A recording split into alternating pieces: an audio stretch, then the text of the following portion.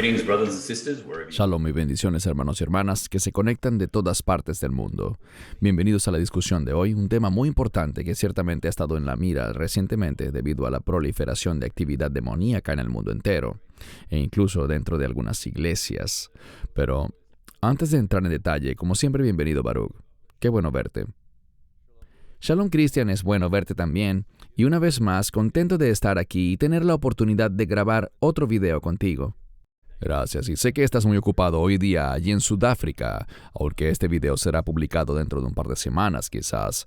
Oramos que seas bendecido durante los días que estés allí en Sudáfrica. Ha sido un tiempo maravilloso aquí, una gran respuesta, personas hambrientas de la palabra que anhelan una buena enseñanza, y hemos sido muy animados por las personas que hemos conocido y por el compromiso que tienen. Sudáfrica está pasando por momentos muy duros ahora mismo y les animo a todos a levantar en oración al pueblo de Sudáfrica. Son gente maravillosa de verdad, de gran diversidad, pero todos maravillosos. Eso es algo común entre todos los que hemos tenido la oportunidad de compartir distintos grupos de personas que conforman esta maravillosa nación. Amén, gracias. Los mantendremos en nuestras oraciones siempre. Bien, Baruch, si estás listo, entremos en materia.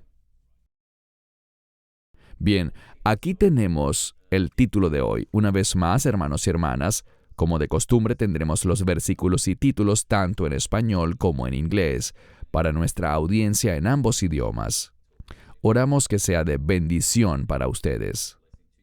Baruch, un tema muy pero muy importante. Hemos notado un incremento en el número de personas que nos preguntan sobre este asunto. No solo debido al gran aumento en la actividad demoníaca que hemos visto, sino también, tristemente, por la gran cantidad de falsas enseñanzas. Personalmente he visto muchos ministerios de falsa liberación proliferando por allí, y creo que lo más importante es ver lo que dice la Biblia al respecto, porque es la única verdad con la que contamos. ¿Qué comentarios iniciales puedes hacer, Baruch, antes de entrar en detalles? Es un asunto muy importante. ¿Puede un cristiano tener un demonio? La respuesta es no, porque un verdadero creyente, uno que ha aceptado el Evangelio, tiene al Espíritu Santo llenándole. Así que estar poseído por demonios es algo imposible para un verdadero creyente. Pero eso no significa que un cristiano no pueda ser atacado o no pueda haber actividad demoníaca perjudicando su vida. Lo que no puede estar es poseído. Correcto. Y creo que es muy importante diferenciar lo que significa posesión y opresión. Son términos muy diferentes. Y como dijiste, Baruch, hago eco exactamente de lo que has dicho. Un verdadero creyente en el Mesías Yeshua, que ha nacido de nuevo y está lleno del Espíritu Santo, es imposible que esa persona sea poseída, porque la posesión implica propiedad. Y no somos propiedad del enemigo, somos propiedad de Yeshua HaMashiach, Jesucristo. Sin embargo, como dijiste bien, Baruch, muchísimos creyentes, cada día son atacados, afligidos y oprimidos por el enemigo, por actividad demoníaca. Pero ciertamente ellos no pueden ser poseídos. Hay una diferencia muy grande, especialmente porque estamos en una guerra espiritual. Y es una batalla espiritual diaria en la que estamos entrando. Empecemos a desglosar este tema. A manera de introducción, si bien la Biblia no establece explícitamente si un cristiano puede ser poseído por un demonio, las verdades bíblicas relacionadas dejan muy claro que los cristianos no pueden ser poseídos por un demonio. Como ya dijimos, hay una clara diferencia entre ser poseído por un demonio y ser oprimido o influenciado por un demonio. La posesión demoníaca implica que un demonio tenga control directo y total sobre los pensamientos y o acciones de una persona. Pusimos como referencia Mateo 17, Lucas 4 y Lucas 8. La opresión o influencia demoníaca involucra a un demonio o demonios que atacan espiritualmente a una persona y o la animan a tener un comportamiento pecaminoso. Noten que en todos los pasajes del Nuevo Testamento que tratan sobre la guerra espiritual, no hay instrucciones para expulsar un demonio de un creyente.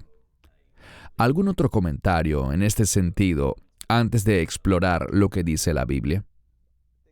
Creo que es un excelente resumen, lleno de verdad. Una de las cosas que diría es que Y me gustaría conocer tu respuesta. Es que vemos tantas preguntas de personas que sienten miedo, que están muy preocupados por saber si han blasfemado contra el Espíritu Santo. Hicimos un video sobre ese tema específico. O si están poseídos por demonios.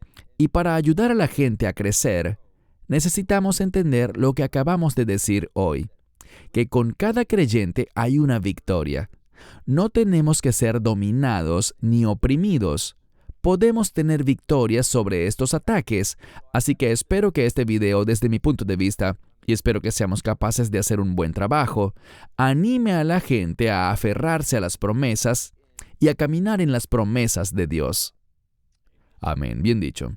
Ahora, veamos algunos ejemplos bíblicos de cómo un creyente puede ser influenciado. Atención, no estamos hablando de posesión, sino simplemente de ser influenciados por el enemigo. Mateo 16:23. Pero él se volvió y le dijo a Pedro, aquí vemos a Yeshua hablando, «Aléjate de mí, Satanás, tú me eres una ofensa, porque no te acuerdas de las cosas de Dios, sino de las cosas de los hombres». Si pudieras hablar un poco sobre esto, Baruch, y de su contexto, por supuesto.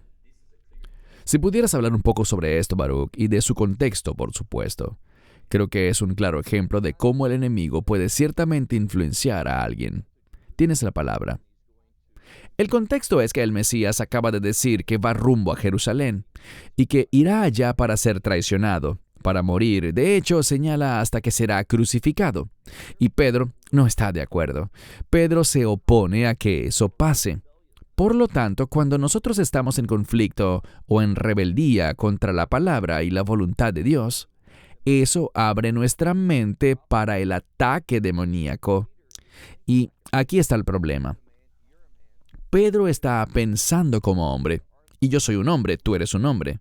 Pero si pensamos de acuerdo a nuestra naturaleza humana, seremos desviados de la verdad. Debemos pensar de acuerdo con la revelación de las Escrituras. Debemos tener la mente de Cristo.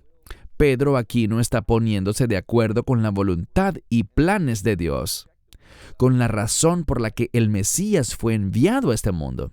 Y por lo tanto, cuando rechazamos la voluntad de Dios, invitamos a la influencia demoníaca y al enemigo a cambiar nuestros pensamientos, a que ejerza un grado de influencia en nuestra forma de pensar. Así es, gracias. Ahora veamos algunos ejemplos bíblicos de cómo los demonios pueden afligir a la gente. En algunos pasajes bíblicos, la posesión o aflicción demoníaca provoca dolencias físicas como incapacidad para hablar, síntomas epilépticos, ceguera, etc. En otros casos, provoca que el individuo haga el mal, siendo Judas el principal ejemplo. En Hechos 16, el espíritu aparentemente le da a una esclava alguna habilidad para saber cosas más allá de su propio conocimiento. El endemoniado gadareno, que estaba poseído por una multitud de demonios o legión, tenía una fuerza sobrehumana y vivía desnudo entre las lápidas. Vemos esto un poco más en detalle ahora. ¿Qué dice la Biblia sobre estos puntos? El primer texto que analizaremos, Baruch, es Romanos 8, del 9 al 11. Pero vosotros no vivís según la carne, sino según el Espíritu, si es que el Espíritu de Dios mora en vosotros. Ahora bien, si alguno no tiene el Espíritu de Cristo, no es suyo, en referencia a Cristo. Y si Cristo está en vosotros, el cuerpo está muerto a causa del pecado, pero el Espíritu vive a causa de la justicia. Pero si el Espíritu de aquel que levantó de los muertos a Jesús mora en vosotros, el que levantó de los muertos a Cristo Jesús vivificará también vuestros cuerpos mortales por su Espíritu que mora en vosotros. Un texto muy fuerte sobre la presencia del Espíritu Santo y el poder del Espíritu Santo. Tus comentarios, Baruch. Un par de cosas. Primero, el Espíritu que está en nosotros se mueve en nuestras vidas, el Espíritu de Cristo, podríamos decir, para justicia. Y esto es algo en lo que creo que hay un fuerte engaño rondando gran parte del cuerpo de creyentes, en muchas de las congregaciones, porque si tú enseñas que somos llamados a vivir justamente, como la Biblia abrumadoramente lo señala, ellos te dirán, legalista. Dirán que es un ataque contra la gracia de Dios. La gracia de Dios nos salva, pero su gracia también nos enseña a negarnos a nosotros mismos y vivir de manera justa. Eso es algo muy importante. Del mismo modo, algo que referiste anteriormente es que si eres un creyente, si aceptaste el Evangelio, entonces tienes al Espíritu, como dice Pablo, el Espíritu del Mesías morando en nosotros, y le pertenecemos a Él. Y también dijiste que como creyentes no somos propiedad del enemigo, le pertenecemos al Mesías. Todo creyente tiene el Espíritu de Dios. En la última parte habla también de la resurrección, de vivir una vida resucitada. ¿Qué significa eso? Que hay una estrecha relación entre la resurrección y el reino. Así que cuando se habla de vivir una vida resucitada, se habla de vivir una vida de reino. Vivir ese tipo de vida, ese estilo de vida, esa conducta, brinda evidencia al mundo de que nosotros estamos en el Mesías y le pertenecemos a Él. Como dice al final del verso, por su Espíritu que mora en ustedes. Y una de las cosas que creo que todos debemos hacer es agradecer a Dios porque el Espíritu habita en nosotros, porque su Espíritu en nosotros lo cambia todo para nosotros, nos da el maravilloso potencial de caminar con Dios, servirle y honrarle. Amén. Gracias, Baruch. Primera a los Corintios 3:16. ¿No sabéis que sois templo de Dios y que el Espíritu de Dios mora en vosotros? Antes de darte la palabra, Baruch, este es otro claro texto que habla de que el Espíritu Santo habita en el creyente, y el Espíritu Santo jamás permitirá que un demonio ocupe esta casa, este templo, porque le pertenece a Dios. Tus comentarios. Es así, tal cual como los demonios tampoco pueden habitar en el lugar santísimo. Es un buen ejemplo de esto que vemos. Un comentario que quisiera hacer sobre esto del Espíritu de Dios mora en vosotros. Vemos que dice mora. A veces el propósito de esa construcción gramatical es mostrar una situación permanente. Entonces, no significa nada más que mora ahora, en el presente, sino que morará conmigo continuamente, que como dice la Biblia, nunca me dejará ni me abandonará. El hecho de que no me dejará ni me abandonará, sino que habitará conmigo continuamente, debe darme esperanza, debe darme confianza. No en un sentido temerario, sino en un sentido humilde, que dice, qué maravilloso es que Dios me haya prometido esto. Esto me da confianza, y otra palabra que me encanta es que me da seguridad. No tenemos que creer las mentiras con las que el enemigo bombardea a todo creyente. Y esa es una de las señales de que somos creyentes, cuando tenemos estos tiempos de duda, estos pensamientos que nos bombardean y que decimos, ¿de dónde viene esto? Esto no soy yo. Yo jamás haría algo como eso. Pero esos pensamientos y esa mentalidad errada llegan a tu mente. Esos son ataques del enemigo. Es porque somos creyentes que el enemigo no nos dejará en paz ni nos ignorará. Es porque somos creyentes que somos atacados. Amén, gracias. La siguiente escritura está en 1 de Pedro 1, del 18 al 19. Sabiendo que no fuisteis redimidos de vuestra conducta vana, recibida por la tradición de vuestros padres, con cosas corruptibles como oro o plata, sino con la sangre preciosa de Cristo, como de un cordero sin mancha y sin contaminación. Esta es una maravillosa verdad y promesa que se nos ha dado, que fue por medio de esta preciosa sangre redentora del Mesías, que ahora le pertenecemos a Él. Pero, ¿qué puedes comentar? Sabes, como hablamos al inicio, nos encontramos en Sudáfrica. En lo económico, la gente aquí vive desesperada. El simple hecho de comprar comida se está volviendo una dificultad para más y más personas. Y muchos andan comprando oro. Ayer caminábamos por las calles de Ciudad del Cabo y vimos muchos letreros, incluso gente con letreros por delante y por detrás. Caminando por la calle, compramos oro, queremos comprar tu oro. Y obviamente es debido al valor de la moneda sudafricana, que incluso en los pocos días que llevamos aquí, ha venido cayendo cada vez más. Y todo indica que la crisis seguirá empeorando. En Nigeria, oímos creo que ayer, que hay desesperación en los bancos. La gente está sacando su dinero por la misma razón. ¿No es maravilloso saber que lo que el mundo persigue, el oro y la plata, las cosas que el mundo valora, la palabra de Dios dice, cosas corruptibles como oro o plata? Lo que es precioso y lo que necesitamos más que nada especialmente toda esta gente que anda en oscuridad, es la preciosa sangre del Mesías. Y por esto es que estamos haciendo lo que hacemos.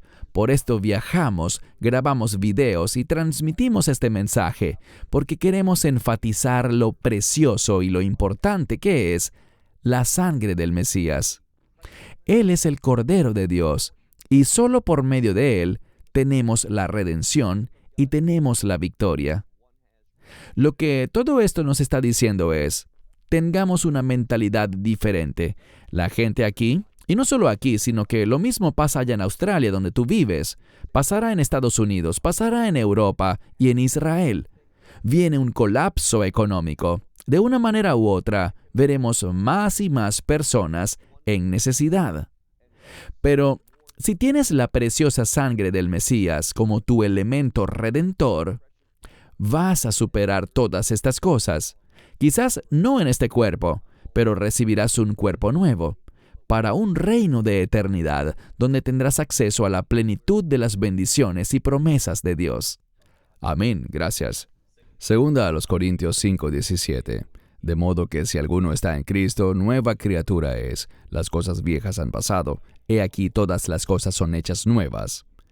Quiero tomar unos momentos, Baruch, para analizar con mucho cuidado este verso. El fin de semana pasado fuimos invitados a predicar en una pequeña y hermosa iglesia no muy lejos de aquí. Y mientras ministrábamos a la gente al final, una señora se me acercó, una creyente nacida de nuevo, y me dijo que ella creía que estaba bajo una maldición generacional.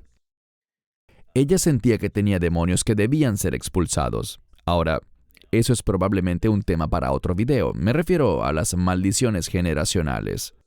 Pero le recordé esta escritura porque es muy claro lo que nos dice la palabra de Dios, que cuando estamos en Cristo, somos una nueva criatura. No nos dice que arrastramos todo el equipaje viejo con nosotros, sino que todo ha quedado atrás y somos una nueva creación. Así que al ministrar a esta dama, me enfoqué más en afirmar su identidad como nueva criatura, afirmar el poder de la sangre del Mesías en su vida y el poder del nombre de Yeshua. Creemos que su vida está mejor ahora y que ella ha visto un buen fruto luego de esa ministración. Pero, ¿qué puedes comentar sobre este texto tan importante, Baruch? Bien, primero me gustaría comentar brevemente lo que acabas de compartir sobre esta mujer. Qué trágico es tener esa inseguridad. Es un gran ejemplo de que cuando no conoces bien la palabra de Dios, no vas a tener paz y no vivirás con confianza ni seguridad. Qué maravilloso que hayas podido ministrarle en ese sentido y encaminarla en la dirección correcta. Ahora, en cuanto al verso que tenemos en pantalla, hay algo de suprema importancia aquí y es el orden de las palabras. Hay personas que, de hecho, me topé con una persona aquí perteneciente a la Iglesia Reformada Holandesa o Neerlandesa, denominación que tiene mucha presencia en algunas partes de Sudáfrica, dado que mucha gente de los Países Bajos se estableció aquí hace varios siglos atrás. Lo que ellos enseñan es una teología reformada que dice, básicamente, que Dios te hace primero una nueva creación y luego, siendo una nueva creación, los teólogos lo llaman regeneración. Entonces, luego de ser regenerado, estás en un estado en el que puedes aceptar a Cristo, aceptar el Evangelio. Ellos enseñan que la regeneración, que ser una nueva criatura, conduce a la salvación, pero no vemos eso en la Biblia. Lo que vemos, en primer lugar, es que si alguien está en Cristo, y podemos sustituir ese sí condicional por un cuando. Cuando alguien está en Cristo, esta persona, todo el que está en Cristo, se convierte en una nueva criatura. Somos una nueva criatura, pensamos diferente, nos comportamos diferente, y este es el punto que tú compartías con esta dama. Nosotros vamos a ser diferentes porque tenemos una nueva identidad. No le pertenecemos a nada que represente lo viejo. Eso quedó atrás, como dice aquí, las cosas viejas pasaron. Debemos poner a un lado, y creo que tienes razón, quizás debamos grabar otro video sobre el tema de las maldiciones generacionales. Pero cualquier maldición ha pasado. No estamos bajo la influencia del enemigo o de su poder. Todas las cosas son hechas nuevas y estamos bajo la influencia del Rey de Reyes, del Rey de ese reino al cual pertenecemos ahora, y nos hemos convertido en miembros del reino eterno de Dios. Un versículo maravilloso que debemos comprender en el orden correcto. En Cristo es un término de nuevo pacto. Cuando estás en Cristo, eres parte de un nuevo pacto, y dado que entraste en ese nuevo pacto por la fe, no por regeneración, sino por fe, entonces, habiendo sido salvo, y tras esa experiencia de salvación, un aspecto de ella es que te conviertes en lo que leemos aquí, en una nueva criatura, con todas esas cosas nuevas que van a empezar a dominar tu vida, estas cosas de reino que se harán presentes y que llenarán toda tu vida. Amén. Hermanos y hermanas, queremos reiterar algo que todos saben. Si están viendo esto, seguramente sabrán que la Biblia dice que Satanás es el padre de la mentira. Él hará todo lo posible para sembrar miedo en tu vida y, tristemente, algunos creyentes empiezan a darle largas a esa idea de que quizás hay un demonio dentro de mí y que quizás necesite liberación de ese demonio. Él es el padre de la mentira. Y recuerden que el sacrificio de nuestro Mesías en la cruz, en ese sacrificio Él se volvió maldición para que todos nosotros pudiésemos recibir su bendición. Entonces, muy importante, en mi humilde opinión, que rechaces esas mentiras del enemigo. ¿Puede un creyente, como dijimos al inicio, ser oprimido, afligido, atacado por fuerzas demoníacas? Sí, y definitivamente necesitamos orar y nos levantamos en oración por ustedes. Pero no le crean las mentiras al enemigo. Primera de Juan 4:4. Hijitos, vosotros sois de Dios y los habéis vencido, porque mayor es el que está en vosotros que el que está en el mundo. Tienes la palabra, Baruch. Este versículo contiene una maravillosa promesa. En primer lugar, tenemos una gran victoria, y no hay nada de lo que podamos enorgullecernos por eso, puesto que este triunfo, esta victoria, que llamamos salvación, se debe a que Él es victorioso. Él es quien nos da esa victoria. Y gracias a Dios, Él es mayor que el que está en el mundo, que es el enemigo. Debemos tener plena seguridad y confianza de que no tenemos que vivir bajo la opresión, el ataque, ni los deseos del enemigo. Podemos tener victoria sobre todo eso y somos llamados a tener esa victoria mediante la palabra de Dios. Y el ayuno. Hace poco compartí una enseñanza a un grupo en Rumania sobre el ayuno, y ha sido probablemente una de las mayores respuestas que hemos tenido por medio de una transmisión en vivo que hicimos con otra organización. La gente debe entender el poder del ayuno. Amén, gracias. Ahora, algunas precauciones para quienes oyen este mensaje. Con base en los pasajes de las Escrituras anteriores, podemos concluir que muchas personas abren sus vidas a la participación de demonios al abrazar algún pecado o involucrarse en un culto o secta, ya sea a sabiendas o sin saberlo. Los ejemplos pueden incluir inmoralidad, abuso de drogas o de alcohol, que altera el estado de conciencia, rebelión, que en otro video mencionamos que es similar a la brujería, amargura, horóscopos, adivinación, tabla ouija, la nueva era y meditación trascendental. Es solo un mensaje de precaución, hermanos y hermanas. Manténganse siempre en guardia y no le den al enemigo brecha alguna en lo absoluto. Más evidencia bíblica de que un creyente lleno del Espíritu Santo no puede tener un demonio. Mateo 12:43-45. Cuando un espíritu inmundo sale del hombre, va por lugares secos en busca de descanso y no lo encuentra. Entonces dice: volveré a mi casa de donde salí, y cuando llega la encuentra vacía. Resaltamos allí esa breve frase que dice que la encuentra vacía, barrida y arreglada. Entonces va y toma consigo otros 7 espíritus peores que él, y entrados, moran allí. Y el último estado de ese hombre es peor que el primero. Así será también con esta generación perversa. Antes de darte la palabra, Baruch, en mi perspectiva y en mi humilde opinión, tristemente, las personas que no han nacido de nuevo, que no han aceptado a Yeshua en sus vidas, sí pueden ser poseídas por demonios. Creo que esto describe la imagen de alguien que no ha sido salvo, que no tiene al Espíritu Santo habitando en él, porque la casa está vacía.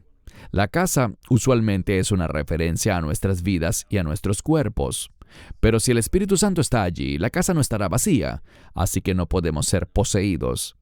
Pero, ¿qué puedes comentar, Baruch? Iba a decir inicialmente algo muy similar a lo que has dicho. Una casa vacía se refiere a alguien que está intentando arreglar su vida. Y la gente hace eso. Creemos que hemos hecho lo correcto, pero realmente cuando intentamos arreglar nuestra vida y ponerla en orden, eso crea una situación para un ataque demoníaco que conduce justo a lo que dice aquí. Entonces va y toma consigo otros 7 espíritus peores.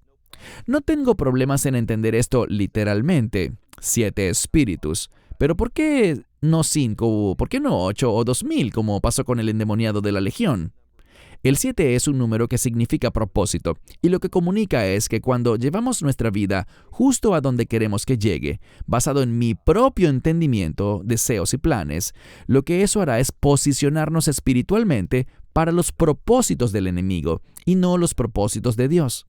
Estoy de acuerdo contigo en que esta escritura habla de alguien que no es creyente, y la solución para esto es no tener una casa vacía, sino una casa llena del Espíritu Santo.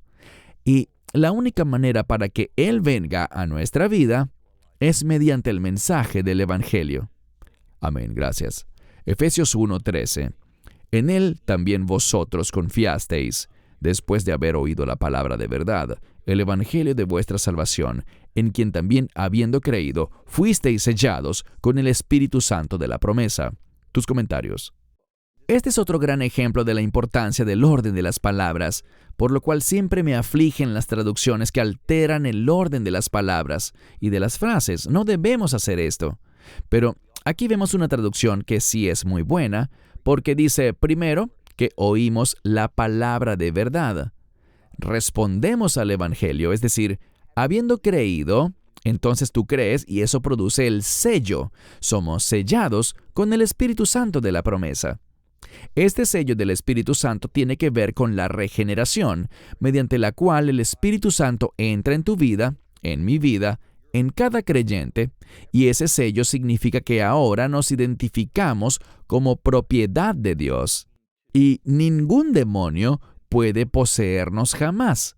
Ya no somos una casa vacía, sino que estamos llenos del Espíritu Santo, de la presencia de Dios, y lo segundo que hemos sido llamados a hacer es que no solo somos llenos del Espíritu Santo, sino que debemos someternos a su liderazgo, no a contristarlo ni a apagar la obra del Espíritu Santo, sino a someternos a ella.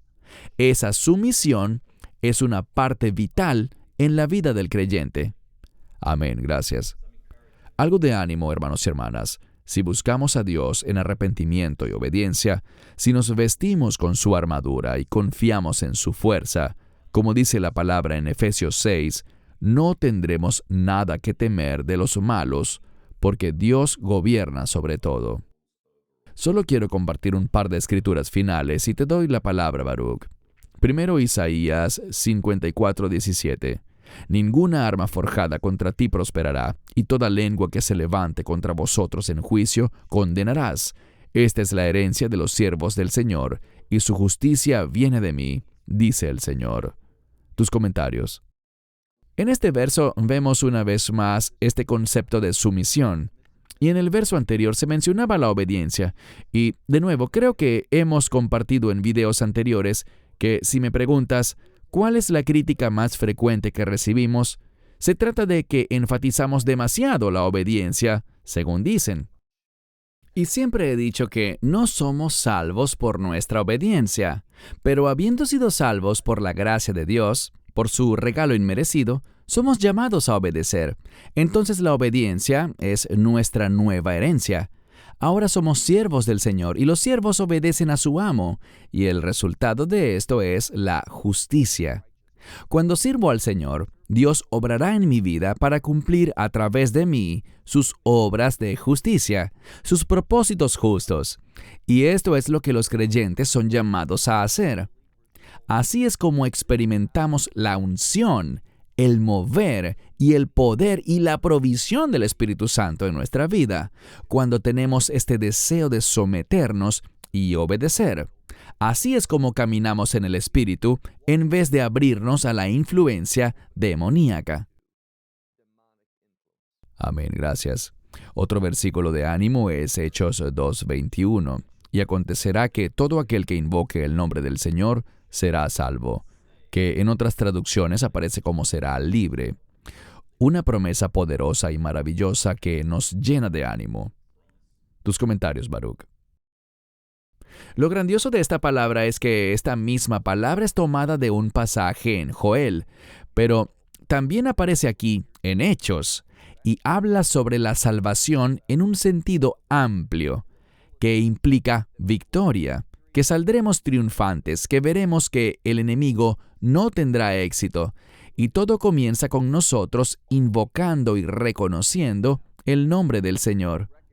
Y para este propósito, en su contexto original, este pasaje anuncia la cercanía de la ira de Dios y la oportunidad que ha iniciado desde la resurrección, desde Pentecostés, en Hechos 2, para que todos puedan invocar al Espíritu Santo que está disponible, invocar el nombre de Yeshua, el nombre del Señor, para que podamos experimentar la plenitud de esa salvación.